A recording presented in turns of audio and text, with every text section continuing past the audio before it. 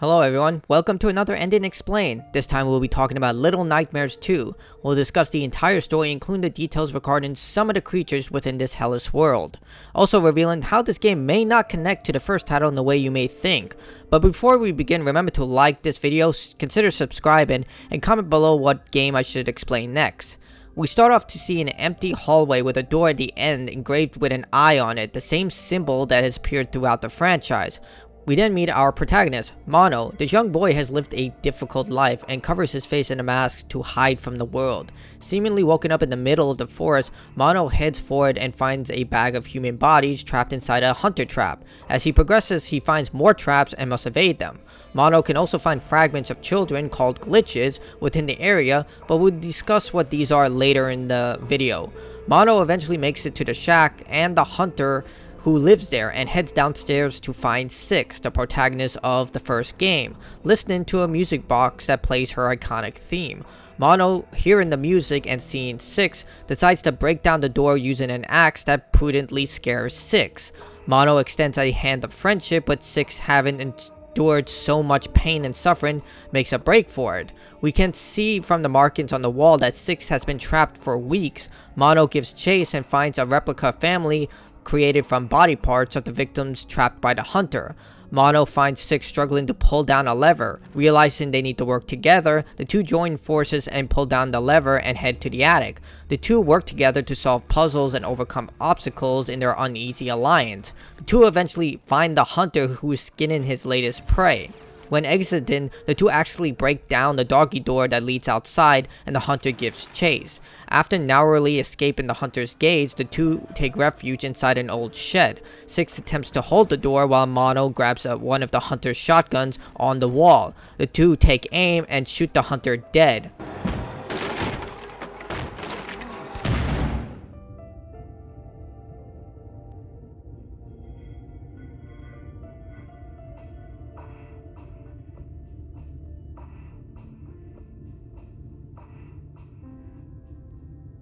The two now leave the area by using the door as a raft to cross a murky lake. Six is deeply distressed, but not for the murder she and Mono just committed. Those who played the original Little Nightmares know she's no stranger to violence and killing. However, Mono has likely never killed anyone in his life. The two make it to a city called the Pale City. The buildings have been bent due to a strange signal coming from the center of the city called the Signal Tower. The signal not only causes the buildings to bend, but warps all the people within range. The city itself is empty, with empty clothes positioned in a way that infers the people just suddenly disappeared. Mono also finds the glitches of more children that he can absorb. When inside, Mono finds a TV signal that causes him to go towards it and bend the signal, showcasing one of his abilities. When positioned, the image resembles the hallway that was shown in the beginning of the game, as Mono enters the TV and runs towards the door as it calls to him, but Six is able to pull him out before he reaches it. Mono is reunited with Six and the two venture deeper into the Pale City, eventually coming to an orphanage that has the same eye on the main clock above the school's main entrance. When inside, Mono and Six encounter a haunting figure whose shadow is only seen, and mysterious children who have placed trapped around the school. Mono is trapped in one of the traps and Six is taken. Mono begins to try and rescue Six from the children, who turn out not to be real but porcelain dolls turned alive. They are called bullies, and the creatures are dangerous but fragile, able to crack easily with a sledgehammer that Mono finds. When traveling, Mono encounters the teacher, a warped person with an extensive neck who teaches the bullies. We see that the teacher along with the bullies seem to worship the signal, and the eyes fans of the series have been seen since the first game. Mono is able to evade the teacher and using one of the bullies' head, able to avoid detection when crossing a heavily guarded area. Eventually, Mono rescues Six from the bullies. After saving her, Mono develops a strong bond with Six.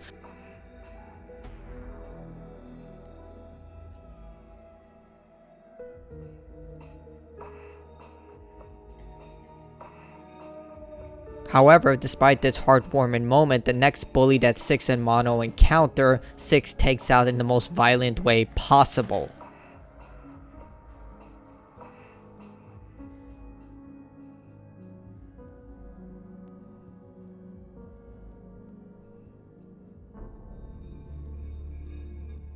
Mono and 6 encounter the teacher while she's playing the piano. Using the noise as cover, Mono and 6 make their way out of the room but alert the teacher in the process. Using her neck, she gives chase, but Mono and 6 are successful in their escape. Now outside, the two make it to a type of shelter and find 6's iconic raincoat. However, it seems like a strange place for this iconic item, especially so far from the hunter's shack where 6 was found, but all of this will make sense later on when we get to the end of the game. The two eventually make it to the hospital where Mono finds a flashlight, and the hospital is full of mannequins in very strange positions, almost like they're patients. Mono encounters another signal and gets closer to the door than before, but once again, 6 drags him out before he can reach the door. The two head deeper into the hospital to find they need fuses. Mono heads into a supply area where a human hand comes to life from a mannequin body. The hand acts independently and hunts Mono, but the boy is able to smash it using a hammer. When leaving, we see 6 is breaking the fingers of a mannequin arm and coldly turns to Mono as the two leave the area. Mono separates from 6 again to head into a sectioned off part of the hospital and finds that these mannequins can come to life, but when the light is shining on them, will instantly freeze. Mono heads deeper into the facility to find hundreds of mannequins locked into cells as they try to kill the boy. After escaping, Mono finds the electric chair and a drawing of a signal similar to the ones found throughout the school. Mono and 6 head down into the morgue and are attacked by 2 hands. Mono is able to smash the hands as 6 does her best to help by either blocking the door from which the hand is coming from and try to secure an escape route. It's here that we encounter the doctor who created the mannequins. But what exactly are the mannequins? Well, the mannequins are created using a combination of the signal's power and human flesh. The doctor uses his victims' faces to create masks that are worn by various enemies we've seen throughout the Little Nightmares franchise, such as the janitor and the chefs from the first game, with the doctor storing parts and incomplete mannequins around the area. So what do we know about these things? Remember those glitches? These are actually lost souls who have been killed while under the influence of the signal and unable to pass on, instead reliving their final moments over and over again. Mono can somehow absorb these glitches and become more powerful. The people used in these experiments came to the doctor for help, likely, but instead he used them for his experiments, being warped by the signal himself. As the signal warped him, he used his talents to give life after taking it. We can see when traveling throughout the hospital that the victims were executed using the electric chair, while being forced to look at the drawing of the signal. The doctor is likely causing the victim to be trapped between realities, creating glitches, but keeping the body alive, allowing him to mold the flesh to his design. My theory is that the victims are being split into 2. The body is still alive, but the soul is gone, with nothing but a meat husk left for him to shape into mannequins. This is why the hands that attacked Mono and 6 can act independently since they're organic, but the mannequin parts cannot. We know that they're alive as a heart monitor is connected to a mannequin that the doctor is currently working on. So why does the light freeze them when they come into contact with it? My guess is that it creates the illusion of the signal, which we later find out causes its victims to stare at the source. So they're seeing this as the signal and instantly become entranced by it. When attempting to leave the hospital, Mono and 6 are chased by the doctor, but thanks to teamwork, Mono is able to lure the doctor inside the furnace while 6 locks the door and opens a way for Mono to get out. It's here that Mono decides to either kill the doctor or keep them trapped inside. If you turn on the furnace, 6 will coldly warm her hands in the heat produced by it as the doctor screams in pain, or not, and they leave, leaving the doctor trapped forever within the furnace, unable to escape.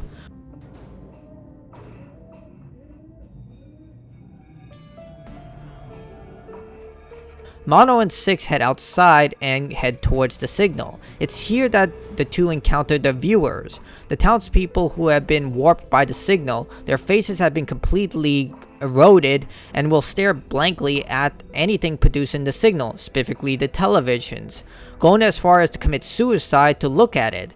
Some will stare blankly at the signal tower itself until their life energy is drained and they die. When heading deeper, Mono encounters another television, but before 6 can pull him out, reaches the door and opens it, releasing a powerful being called the Thin Man. After being pulled out, it becomes clear that this entity has the same abilities as Mono, able to use the signal and transport himself into our reality, similar to how he was going into that reality. The Thin Man gives chase and captures Six, desperately reaches for Mono's hand, but he is unable to save her. It's here we find out that the glitches are actually the remains of the victims claimed by the Thin Man, as Six's glitch is seen by Mono.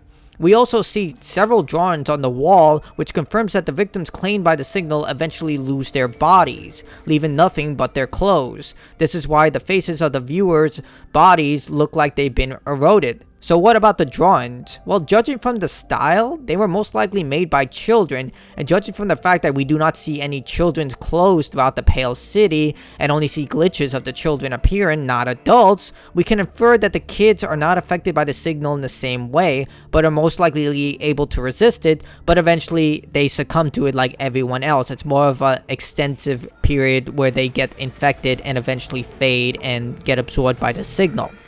Mono heads deeper into the city, evading the viewers and using their need for the signal to his advantage. Mono finds Six and attempts to pull her out of the TV, but fails as the Thin Man drags her back. This angers the Thin Man, and he appears, giving chase, but also showing that he can distort time as Mono's actions are slowed. Mono is still able to escape, but eventually is cornered by the Thin Man in the open streets of the Pale City. With nowhere left to run, he removes his mask and is no longer held by his past pain. Deciding to stand and fight, Mono uses the power he has been using all this time, along with the powers obtained by absorbing the glitches, to do battle with the Thin Man, coming out victorious and destroying the figure entirely.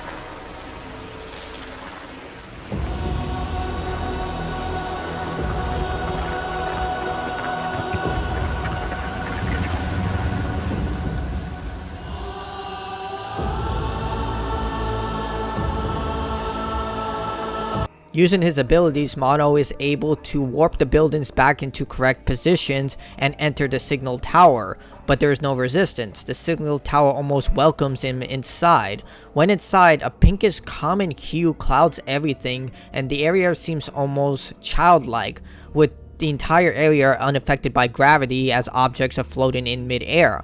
Mono hears a tune that Little Nightmare fans will recognize as Six's theme, the same music played when Six was trapped by the Hunter. Using the music, Mono navigates the reality warping tower and finds Six, distorted by the tower, similar to the teacher, doctor, and viewers. Six is apparently guarding this music box, which also has the same strange eye symbols that everything else seems to have. However, despite this, Six still has a connection to Mono, and he's able to call her away from the music box. Mono attempts to destroy the music box, but causes Six to go into a rage and hunt Mono. The tower also starts to collapse as the illusion starts to fade. It starts to show that the tower is actually full of flesh, and the common pink hue starts to fade. Mono now does battle with Six by tricking her to expose the music box as he attempts to break it and free his friend. The tower attempts to keep them separated by using the memory of when Mono first encountered Six to block access to her, but the tower cannot alter the memories of Mono, thereby he's able to use the same axe that he used to rescue Six at the hunter's cabin to once again gain access to the room where she's being kept. This is also why the tower uses the pleasant memory of the music box when 6 is trapped with the hunter, as linking it to her distorted form will ensure that she cannot free herself and will constantly protect the source of her distortion. With the music box destroyed, 6 returns to her original form and the signal tower's illusion is destroyed, showing nothing but flesh within the tower. Before we get the ending, let's discuss what exactly is happening here.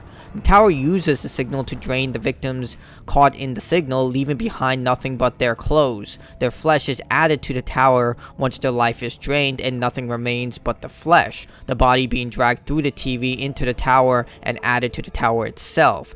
Those inside are given an illusion of a pleasant memory to keep them from leaving, but the distorted person is manifesting their inner demons into the new physical form that we saw. Like with the doctor and the teacher, 6's inner demons were highlighted and distorted. In this case, her violent side now made physical through her memories, becoming a giant, powerful behemoth with twisted limbs, a reflection of the power 6 exhibited over the bully she killed in the school and the mannequin fingers she broke, hence why her limbs are all broken and distorted.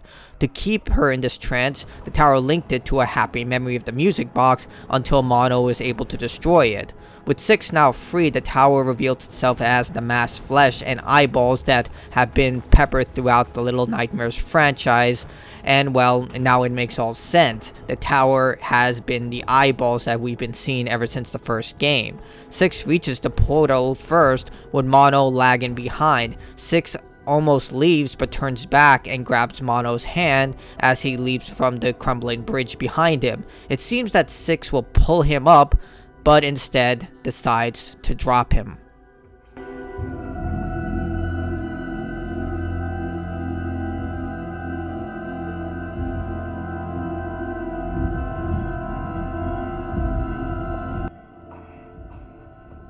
So let's answer this. Why this betrayal? Why now? Mono has saved 6 multiple times, and 6 has also helped Mono throughout the Pale City. The two seem to depend on one another, but we have to remember that 6 is a cold-blooded survivor. 6 will always put herself above everyone else when it comes to her own personal safety. In the first game, we see that 6 has offered help constantly, but never returns the favor, like the child who gave her food and she left behind inside the cafeteria, or the gnome she ate without a second thought despite the creature offering her a sausage. If you look closer at the adventure with Mono, you'll see that it was Mono who actively saved 6 and not the other way around. She pulls him out of the TV, but this was in her own self-interest as she needed Mono for the time being. For example, remember the morgue of the hospital? Yes, she held back one of the doors that was holding one of the hands, but she was ready to leave Mono while he was fighting the hands. She was unable to get the final board, but she wasn't willing to help Mono during the fight. So why help Mono during the final section before dropping him?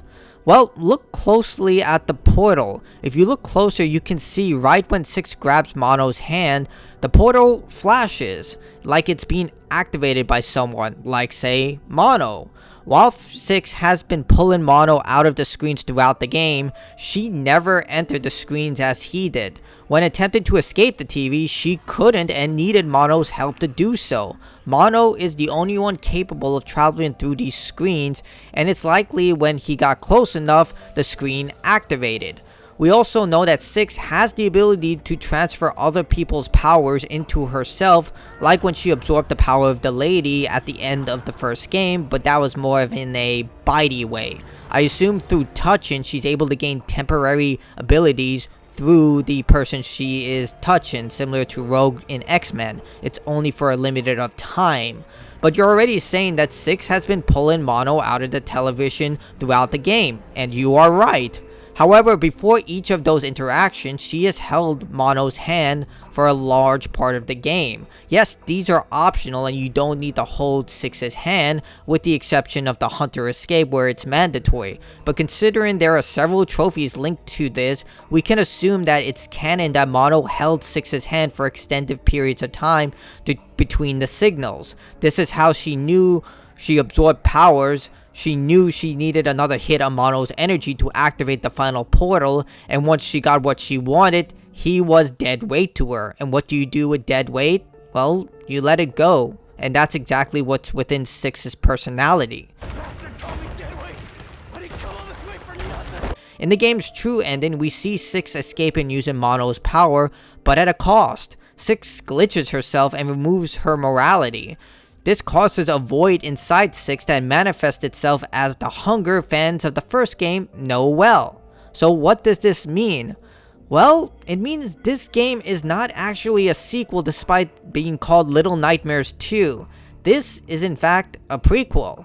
This is why Six does not have her raincoat in the beginning of the game. She never had it in the first place. Well, what about Mono, you're probably wondering? Well, unfortunately, he does not get a happy ending. Mono is now trapped in the tower and uses his power to restore the tower to his previous illusionary form. This is because the tower corrupts Mono by using his rage towards Six's betrayal and create the very signal that would consume the world, becoming the Thin Man and restarting the cycle.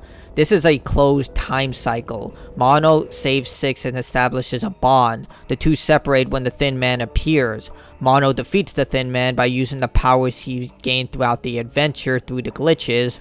Mono saves Six only for Six to betray him, and using that same rage and sadness, the tower turns Mono into the Thin Man, creating the signal. Remember, the signal is not a thing, it's a frequency. It's able to travel between time periods. Using this, Mono is able to travel between time, as he can even affect time when we see him slow it down when chasing his younger self in the real world. But what exactly is old Mono's agenda? What is he trying to accomplish? Obviously, he is trying to free himself from the tower, which he is convincing his younger half to do through the signals, but in reality, he's trying to stop the cycle. Old Mono wants his revenge, which is why he goes after Six and leaves younger Mono within the room while checking underneath the bed, knowing full well he's there. You can see him looking right at that direction. But he knows he's there for Six to take his revenge. Killing Six won't be enough though, as he needs to stop his younger self as well, or he'll still travel to the tower and try to save her and repeat the cycle, as him getting trapped into the tower is what turns him into the Thin Man. If you're captured by the older Mono, he doesn't take you back to the tower like he did with Six. If you look at this image, you can see that Six is taken back to the tower almost immediately, but when captured by older Mono, younger Mono is just held there, almost like he's just trying to keep him there as long as possible, waiting for Six to be consumed by the tower. This likely means he just wants to stop his younger self, not kill him, allowing him to live the life he never had, but at the same time destroy the signal from ever being created, destroying the cycle and saving the world, but he will also disappear in the process. But as we learn, the cycle continues due to older Mono losing his battle to his younger self every single time. Confidence born of ignorance. The cycle cannot be broken. So how does this fit into Little Nightmares, the first game? How does Six learn of the mall? At the end of the game, in the game's true ending, Six is feeling the effects of the hunger and needs some way to combat it. We see her glitch viewing what appears to be an invite to the mall. It also connects to the beginning of the first Little Nightmares, where Six has a vision of the lady, similar to how Mono's vision of the hallway led to his older self.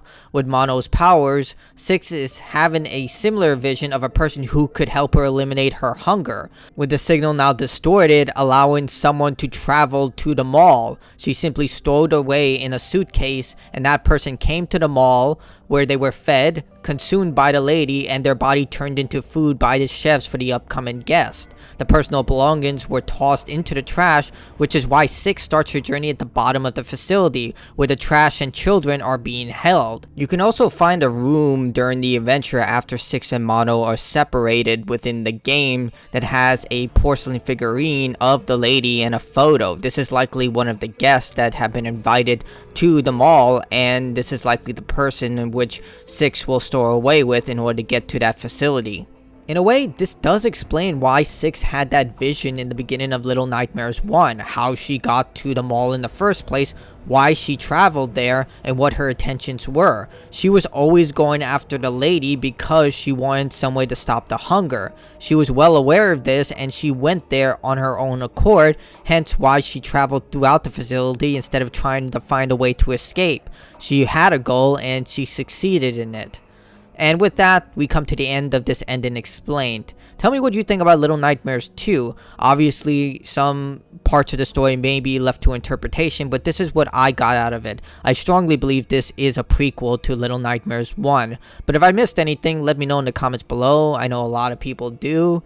And I hope to see you all here next time. Leave a like, comment, and I hope to see you in the next video. Check out my other content. I do have a bunch of Little Nightmares content. I have a complete walkthrough for both games, including special videos showcasing the boss fights, and if you need help with the collectibles, I have guides for that as well. Till next time, thanks for joining me. Stay awesome, everyone.